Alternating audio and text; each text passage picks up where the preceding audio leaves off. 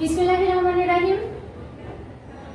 শেখ দি Abdullah Molla school and college কর্তৃক আয়োজিত আজকের অনলাইন ক্লাসটিতে অষ্টম শ্রেণীর সকল শিক্ষার্থীদের গণিত ক্লাসটিতে অংশগ্রহণ করার জন্য আমি স্বাগত জানাচ্ছি। শিক্ষার্থী বন্ধুরা, আশা করি প্রত্যেকে ভালো আছো। আজকে আমি তোমাদের জন্য বীজগণিত অংশ হতে ক্লাস নিব। আর আজকে আমাদের আলোচ্য টপিক হচ্ছে অনুশীলনী 6.1। তো স্টুডেন্টস, তোমরা প্রত্যেকে অনুশীলনীটি করার জন্য তৈরি হয়ে যাও। এই অনুশীলনীটি আসলে কি, তোমরা প্রত্যেকে তোমাদের পাঠ্যবইটি সামনে রাখো। অনুশীলনীটি আমি বলছি যে আমরা কি দিয়ে কথা বলবো তার আগে আমরা আমাদের বইতে দেখে নিতে পারি। এটা হচ্ছে মূলত সরল সহজ সমীকরণ। কি বললাম আমি? সরল সহজ সমীকরণ। তো সরল সমীকরণ কি? খেয়াল করো, আমরা রাশি দেখতে পাই, সেই রাশিতে একাধিক আমরা চলক দেখতে পাই। তো চলকটা কি? অনেক সময় একটি চলক থাকে বা একাধিক চলক থাকে। অজানা রাশির মানকে চলক বলে, সেটা আমরা জানি, তাই না? তো অজ্ঞাত রাশির এক ঘাত বিশিষ্ট সমীকরণ যদি থেকে থাকে, আমি কি বললাম, যে রাশিটির মানটি আমি জানি না, সেটি যদি এক ঘাত বিশিষ্ট সমীকরণ থেকে থাকে, তাহলে সেই সমীকরণটিকে আমরা বলবো কি? সরল সমীকরণ। তাহলে এই সমীকরণ সরল সহজ সমীকরণ কি হবে হচ্ছে, তো এই সমীকরণের মূল বা বীজ আমরা নির্ণয় করতে পারি। আমরা সমাধানের মাধ্যমে আমরা নির্ণয় করব। আমরা মূলত এই অধ্যায়টিতে সমীকরণ সমাধান শিখব মূলত দুটি পদ্ধতিতে। একটা হচ্ছে কি প্রতিস্থাপন পদ্ধতিতে, আর একটা হলো কি অপনয়ন পদ্ধতিতে। তো তোমাদের বইতে এখানে 1 থেকে 12 পর্যন্ত যে প্রবলেমগুলো রয়েছে সেগুলো দেওয়া আছে। প্রতিস্থাপন পদ্ধতিতে আমাদেরকে এখানে সমাধান করতে হবে, এখানে তাই বলা হয়েছে। তো খেয়াল করো স্টুডেন্টস, দুই চলক বিশিষ্ট সরল সহজ সমীকরণের সমাধান মূলত আমরা এখানে করতে চাচ্ছি। এবং তাহলে আমরা প্রথম প্রবলেমটি দিয়ে শুরু করতে পারি। 1 নাম্বার বলা হচ্ছে কি, এটাকে প্রতিস্থাপন পদ্ধতিতে সমাধান করতে হবে। সমাধান মানে কি? এখানে অজানা রাশির মান বের করে নিতে হবে। তাহলে আমাদের যা দেওয়া আছে সেটা আমরা নিয়ে নিচ্ছি। দেওয়া আছে 2x plus y is equal to 5। এটিকে 1 নম্বর সমীকরণ দিতে হবে। x minus y is equal to 1, এটিকে 2 নম্বর সমীকরণ দিতে হবে। তাহলে এখানে সমীকরণ জোট রয়েছে, সেটি আমরা দেখতে পাচ্ছি। আচ্ছা, এটিকে এখন আমরা প্রতিস্থাপন পদ্ধতিতে প্রকাশ করে নিব বা সমাধান করে নিব। তো প্রতিস্থাপন পদ্ধতিতে সমাধান করার জন্য তোমাদের এই যে দুটি সমীকরণ দিলাম, এটা হচ্ছে 1 নম্বর সমীকরণ ধরে নিলাম, এটিকে আমরা 2 নম্বর সমীকরণ ধরে নিলাম।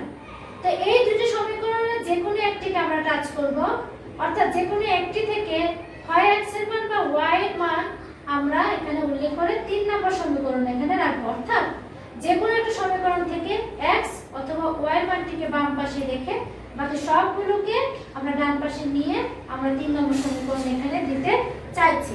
তাহলে আমরা 2 নম্বর সমীকরণ থেকে শুরু করতে পারি কাজ। তাহলে এখন 2 নং সমীকরণ থেকে কি পাই students? x minus y is equal to 1। সুতরাং x is equal to 1 plus y। কারণ y minus y কে যদি পক্ষান্তর করে তাহলে প্লাস y হয়ে যাচ্ছে এই পাশে। তাহলে এটিকে আমরা এখন 1 নাম্বার 2 নাম্বার, তাহলে আমরা এটিকে কয় নাম্বার সমীকরণ দিব? 3 নাম্বার সমীকরণ দিব স্টুডেন্টস। ক্লিয়ার? আচ্ছা, এখন এই যে x এর একটি মান পেয়েছো, অবশ্যই এখানে আমরা দেখতে পাচ্ছি কি y ও রয়েছে। আমরা y এর মানটিও জানি না, তাহলে x এর মানটি আমরা নির্দিষ্ট করে কিন্তু এখনো পাইনি, তাই না স্টুডেন্টস? তো যাই পেয়েছি এই x এর মানটি, তো এতক্ষণ পর্যন্ত আমরা যে সমীকরণটিকে এখনো পর্যন্ত টাচ করি নাই, সেখানে x এর মানটি বসিয়ে দিই। অর্থাৎ এখন তো এখানে 2 নম্বর সমীকরণ থেকে তুমি x এর একটি মান পেয়েছো, তাহলে x এর যে মানটি পেয়েছো সেটি 1 নম্বর সমীকরণে বসিয়ে দাও। তাহলে আমরা কি বলবো? x এর মান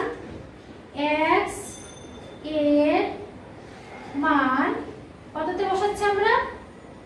1 নং সমীকরণে বসিয়ে তাহলে 1 নম্বর সমীকরণে বসালে কি হচ্ছে আমরা একটু দেখি 2 ইনটু তাহলে x না লিখে আমরা 1 প্লাস y দিয়ে নিচ্ছি plus y is equal to কত 5। তো এখন জাস্ট নরমাল ক্যালকুলেশন তাহলে 2 দিয়ে 1 প্লাস y কে গুণ করে নাও তাহলে 2 ইনটু 1 কত 2 plus 2y plus y is equal to কত 5 বা 2y প্লাস y কত হলো 3y ইজ ইকুয়াল টু 5। 2 যদি পক্ষান্তর করো মাইনাসের 2 বা y ইজ ইকুয়াল টু কত 3 অর্থাৎ 3y ইজ ইকুয়াল টু কত আসছে 3। আমি এখানে করছি বাকি অংশটুকু দেখো y is equal to 3 divided by 3 সুতরাং y ইজ ইকুয়াল টু কত 1। যদি আমরা 3 কে 3 দিয়ে ভাগ করি ভাগফল কত আসবে 1। এই y এর মানটি দেখো আমরা নির্দিষ্ট করে পেয়ে গিয়েছি অর্থাৎ আমাদের যে দুটি সমীকরণের মধ্যে অজানা রাশি কি ছিল xy তাহলে xy এর মধ্যে যে কোনো একটি মান আমরা বের করে নিয়েছি এবার আমরা আরেকটি মান বের করতে চাইছি। তো এই যে y এর মানটি পেয়েছো তার 3 নম্বর সমীকরণে বসিয়ে দাও। তাহলে এখন y এর মান 3 নং সমীকরণে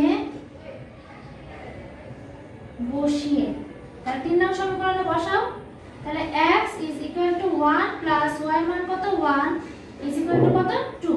তাহলে দেখলে স্টুডেন্টস তাহলে সুতরাং x is equal to কত 2 তাই না স্টুডেন্টস। তাহলে আমরা y এর মানটি পেয়েছি x এর মানটি পেয়েছি অর্থাৎ অজানা রাশি দুটির মানই কিন্তু পেয়ে গিয়েছি। তাহলে আমরা এভাবে লিখে দেব সুতরাং নির্ণেয় সমাধান x y is equal to যে x এর দুটির মানে আমাকে বের করতে বলা হয়েছে কত আসবে x এর মান 2, y এর মান কত 1। দেখলে স্টুডেন্টস আমরা কেমন করে সমাধান করলাম এবং এই পদ্ধতিটিকে বলা হবে কি প্রতিস্থাপন পদ্ধতি। একটিকে আরেকটিতে আমরা প্রতিস্থাপন করে এভাবে আমরা মূলত আমরা সমাধান নির্ণয় করে নিব। তো স্টুডেন্টস আমরা আরেকটি প্রবলেম যদি সলভ করার চেষ্টা করি সেটা হচ্ছে 4 নাম্বার প্রবলেমটি আমরা একটু দেখি। শিক্ষার্থী বন্ধুরা এই প্রবলেমটি 1 নাম্বার ছিল না, সরি এই প্রবলেমটি ছিল কি 2 নাম্বার। তোমাদের অনুশীলনের 2 নাম্বার প্রবলেমটা আমি এখানে উপস্থাপন করলাম। আমি দুঃখিত 1 নাম্বার বলার জন্য। এবার আমি 4 নাম্বার প্রবলেমটি তোমাদের জন্য উপস্থাপন করছি।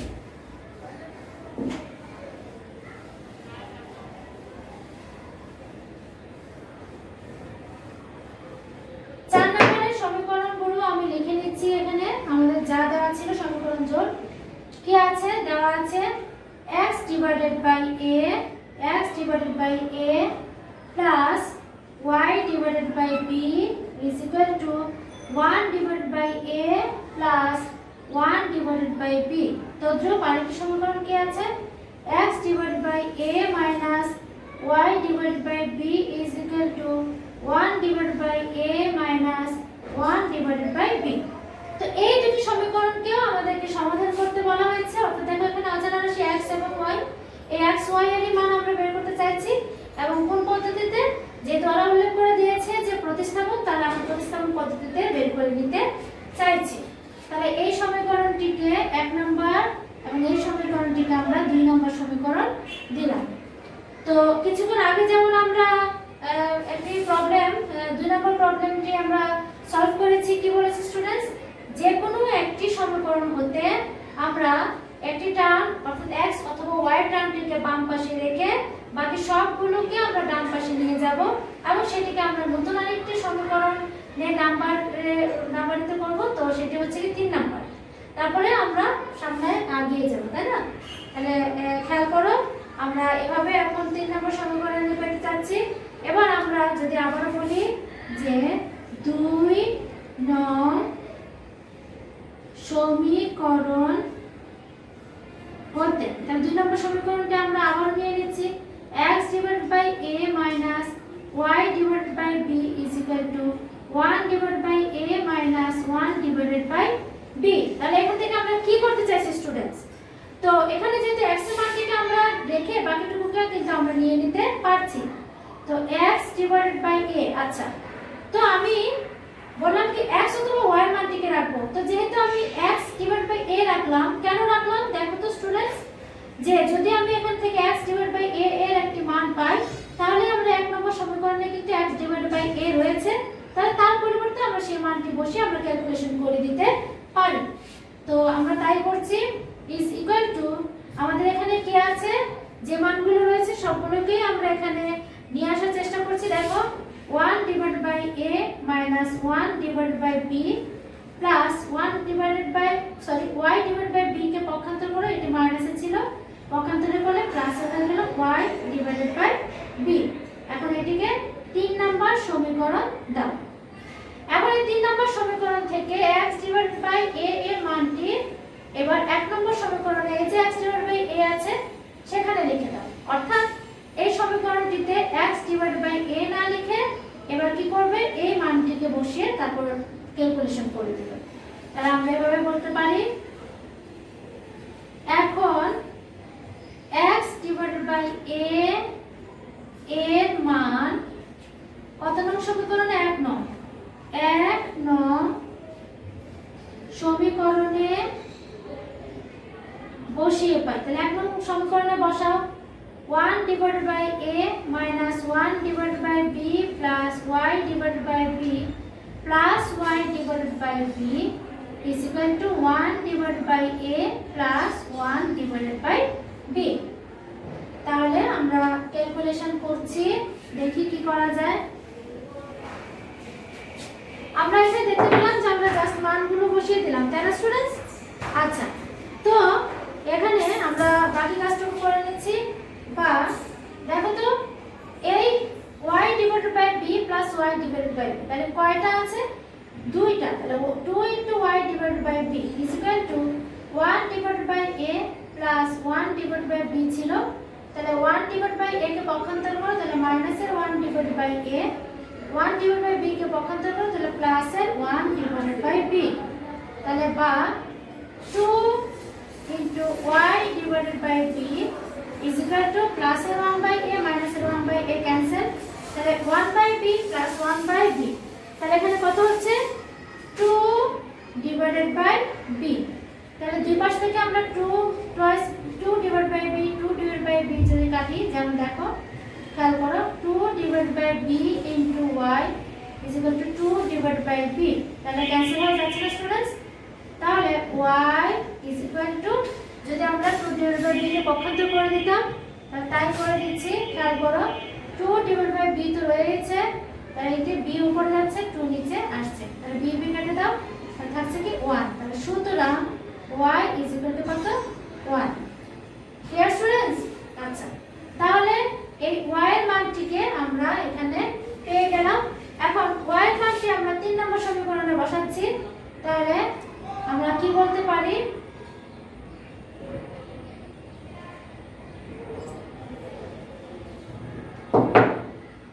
y এর মান 3 নং সমীকরণে বসিয়ে, তাহলে 3 নং সমীকরণটি কি ছিল, x divided by a is equal to, আমার এখানে দেখা যাচ্ছে যদিও মুছে ফেলেছি, 1 divided by a minus 1 divided by b plus y divided by b ছিল স্টুডেন্টস। খেয়াল করো, আমি আবার বলছি 3 নম্বর সমীকরণটি ছিল x divided by a is equal to 1 divided by a minus 1 divided by b plus y divided by b।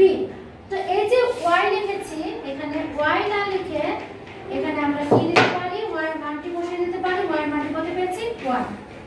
তো next line x divided by a is equal to প্লাসের 1 বাই b মাইনাসের 1 বাই b ক্যান্সেল, তাহলে 1 divided by a। তাহলে আমি এই অংশটুকু এখানে করার চেষ্টা করছি। বা তাহলে x is equal to a divided by a কেটে দাও 1, তাহলে সুতরাং x is equal to কত, 1। তাহলে x এর একটি মান পেয়েছি, y এর একটি মান পেয়েছি, তাই না স্টুডেন্টস? তাহলে সুতরাং নির্ণেয় সমাধান x y is equal to কত, 1, 1। প্রবলেম সলভ করে দেখালাম।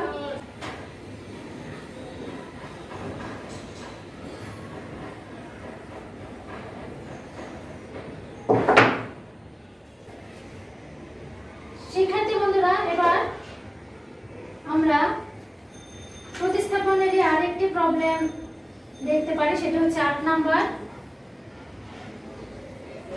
8 নাম্বার প্রবলেমটি সবাই খেয়াল করো, কি রয়েছে সেটি আগে দেখি। দেওয়া আছে ax by is equal to ab, আবার bx minus ay is equal to ab। তো এই দুটি সমীকরণ থেকেও আমাকে কি করতে হবে, x এবং y এর মানটি বের করে দিতে হবে। অর্থাৎ কিসের পদ্ধতিতে, আমাদের এখান থেকে প্রতিস্থাপন পদ্ধতিতে বের করে নিতে হবে। তাহলে বরাবরের মতোই এটিকে আমরা 1 নম্বর সমীকরণ, এটিকে 2 নম্বর সমীকরণ দিলাম। তাহলে আমরা তো প্রসিডিউর এখন বুঝে গিয়েছি, তাই না? তাহলে 2 নং সমীকরণ হতে, তাহলে 2 নং সমীকরণ হতে bx ay is equal to ab বা bx is equal to ab plus ay, এটুকু পর্যন্ত আমরা দেখলাম।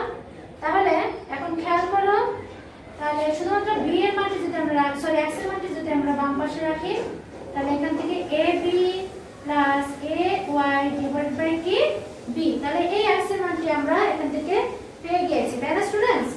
আচ্ছা, তো এটিকে আমরা 3 নম্বর সমীকরণ দিচ্ছি। এখন 3 নং সমীকরণ হতে x এর মান 1 নং সমীকরণে বসিয়ে, তাহলে 1 নং সমীকরণে বসাও। তাহলে x এর মানটি বসালে পরে কি হয়, আমরা এখানে বসাতে চাইছি। তাহলে x না লিখে আমরা এই মানটি বসিয়ে দিব। মানটি কত আছে, ab plus ay divided by b। Clear students? Minus এর by is equal to ab। আচ্ছা, বা নেক্সট লাইনে আমরা কি করতে পারি স্টুডেন্টস, দেখো তো, a ইনটু, এখান থেকে আমরা a কমন নিয়ে নিতে পারি। তাহলে কি থাকছে, b plus y divided by b minus by is equal to কি ab, তাই তো? তাহলে আমরা সেভাবে আমাদের খেয়াল করো। তো আমরা যদি ক্যালকুলেট করি এখানে এই পর্যায়ে এসে, তো আমরা কি করতে পারি, এই a square divided by b চলে আসছে এখানে। তাহলে আমরা তাই লিখছি a কত, a square divided by b, আর এখানে কি থাকছে y প্লাস b ডিভাইডেড, তারপর এই পর্যায়ে এসে আমরা দেখতে পেলাম আমাদের এখানে কি রয়েছে, মাইনাসের by। তাহলে মাইনাসের by ও লিখে দাও। তাহলে মাইনাসের by is equal to কত, ab। ওকে, তাহলে a স্কয়ার দিয়ে y প্লাস b কে গুণ করে দাও। তাহলে a square y plus a square b minus, এই মাইনাস দিয়ে যদি আমরা ক্যালকুলেশন, b দিয়ে যদি আমরা ক্যালকুলেশন করি, খেয়াল করতে স্টুডেন্টস, আমরা b দিয়ে যদি গুণ করি তাহলে এই b টি ক্যান্সেল হয়ে যাবে। b দিয়ে গুণ করলে পরে কি হবে, b square y is equal to ab square, ওই পাশে আমরা b দিয়ে গুণ করে দিলাম, বা a square y minus b square y is equal to ab square, আর এই a স্কয়ার b কে আমরা পক্ষান্তর করে দিচ্ছি, মাইনাসের a স্কয়ার b। তাহলে বা y কমন নাও, তাহলে a স্কয়ার মাইনাস এর b স্কয়ার, আর এখান থেকে ab কমন যাবে। তাহলে কি থাকছে, b মাইনাস এর a, তাই না স্টুডেন্টস? আচ্ছা, তাহলে বা y is equal to ab divided by b minus a, আর এখান থেকে a square minus b square. তো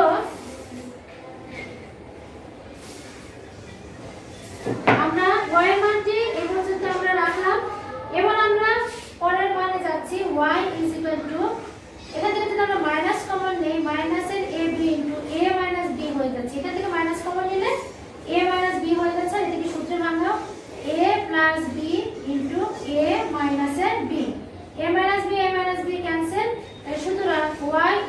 ইন্টু মাইনাসের A B divided by A plus B.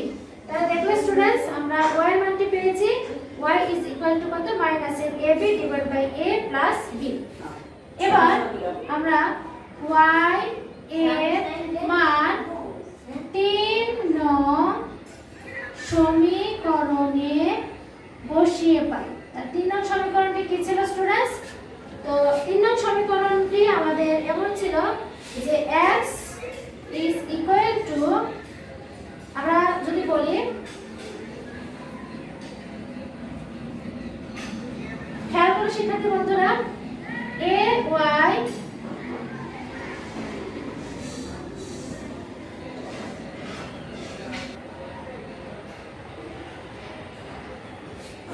তারপর স্টুডেন্টস তাহলে আমার মানটি কি ছিল ab প্লাস ay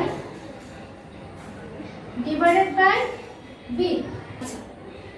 তাহলে এটি ছিল আমাদের 3 নাম্বার সমীকরণ, তাই না স্টুডেন্টস? আচ্ছা, তো এখান থেকে আমরা যদি ক্যালকুলেশন করি তাহলে বা a যদি কমন নিয়ে নেই তাহলে আমাদের কি থাকবে, যদি কমন নিয়ে নেই তাহলে আমাদের কি থাকছে b plus y divided by b। তাহলে a b ইনটু b এর মান লিখো প্লাস y না লিখে y এর মানটা কত পেয়েছি, যেহেতু মাইনাস আছে তাহলে প্লাসে মাইনাসে মাইনাস আমরা একবারে দিয়ে দিতে পারছি। তাহলে মাইনাসের a b divided by a plus b। তাহলে ক্যালকুলেট করি a b divided by b minus a square b divided by b into a plus b। Calculation করি আমাদের এখানে লসাগু থাকবে b into a plus b, b b cancel, তাহলে a b দিয়ে এটাকে গুণ করে দাও, a b into a plus b minus a b into a plus b cancel, তাহলে a স্কয়ার b। তাহলে পরের লাইনে আমরা এখানে দেখাচ্ছি পরের লাইনটি is equal to a b কে গুণ করো a square b plus a b square minus a square b divided by b into a plus b। তাহলে ইজ ইকুয়াল টু এখান থেকে আমরা কি দেখতে পেলাম a স্কয়ার b খেয়াল করো a স্কয়ার b প্লাস মাইনাসে কাটা, তাহলে থাকছে a b square divided by b into a plus b। তাহলে নেক্সট লাইনে আসো, তাহলে এখান থেকে b আছে উপরে b আছে, তাহলে কাটলে পরে কি থাকবে ab divided by a plus b। কিসের মান এটি? x এর মান। তাহলে x এর মানটি আমরা পেয়েছি, y এর মানটি আমরা পেয়েছি। তাহলে নির্ণয় সমাধান আমরা লিখে নিতে পারি। তাহলে সুতরাং নির্ণয় সমাধান xy is equal to ab divided by a plus b R y মানটি কত পেয়েছি মাইনাস এর ab divided by a plus b। তারপরে আমাদের প্রবলেমটি সলভ করে নিলাম। তো তোমরা এভাবে প্রতিস্থাপন পদ্ধতিতে প্রবলেমগুলো সলভ করে নিও। তো আজকে আমি বাড়ির কাজ হিসেবে তোমাদেরকে দিচ্ছি